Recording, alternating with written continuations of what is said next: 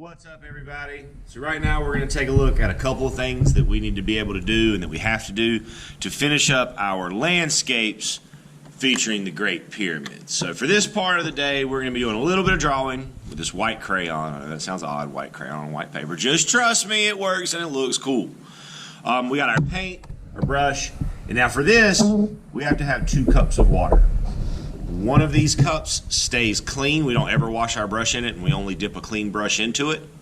The other one is for cleaning a brush, so the other one's for dirty water. But before we get to the paint, we need to take this crayon, and up here what we want to do is just make some circles. And when we do this, we want to be sure that we are filling them in all the way. We don't want to make sure that we're not leaving them empty and hollow. Because what we're going to be doing is called a resist painting technique. And everywhere that we put this white crayon, once we start to put paint on the page, the paint cannot cover. The watercolors just cannot cover up and go over the top of the crayon. So what will happen is as we paint in this sky in our background, these stars will kind of come out. Almost kind of like the stars come out at night, you know. Starts off, you can see 1 or 2, and then before you know it, you have a nighttime sky that's just absolutely filled with stars.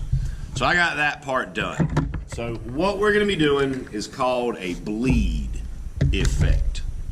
Bleed, like you cut yourself and you bleed. That's why we have to have the clean water.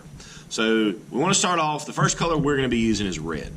So I'm going to go ahead and just get that paint wet, because you know watercolors, they don't work. Now I have a dirty brush. This is my clean cup. This is my dirty cup. So I'm going to rinse my brush in the dirty cup. And then I'm going to take just some of this clean water. No paint yet, just clean water. And I'm going to paint part of my sky. Not the whole thing, just some parts. It works best if we put this red kind of down near the horizon line a little bit, but it doesn't have to be. It can be up more if you wanted to. Now we're going to take some of that paint, and we're just going to touch those wet spots where we put that water. We're just going to let that paint kind of run and spread itself around. Now y'all's will work better than mine. I'm using the Super El Cheapo paper. It's not great for painting on, but the paper that y'all have and that y'all are using is pretty good.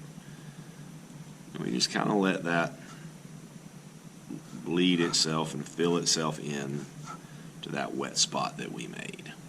Need to add a little bit more water there. All right.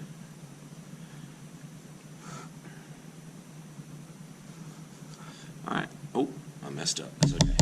And then what we're going to do is we're going to go through the rest of these colors. And but every step we're going to go through the same way. We're going to wet the paper, then we're going to wet the paint, and then we're just going to touch the paint to the page and let it bleed out and fill in. But I'm going to speed up the rest of this to save us a little bit of time.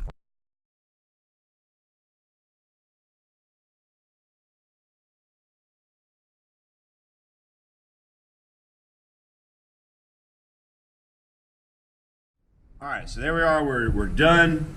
A couple things that I need you to keep in mind as you're working on this and when you're done with it. 1, make sure you keep the clean water separate from the dirty water, or your paintings are going to get real gross real fast. 2, remember with the bleed effect, you got to put water on your paper, just clean water before paint. 2nd, as we work through this, we start with the red.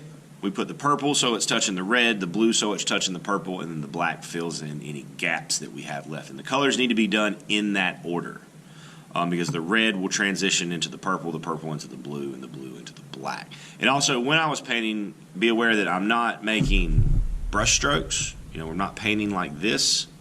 Once I've got that paper wet and I've got paint on my brush, I'm just touching it. Just touching that paint to that wet water and letting that paint spread out on its own. That's what's going to make it look a little bit more natural, a little bit more like a starry nighttime sky would actually look. When you're done with this and you go to pick it up to carry it, make sure that you are carrying it with both hands. Hold it with both hands. Otherwise, any paint that's not dry yet is going to drip and run and go where we don't want it to be. Good luck to you, everybody. Happy arting.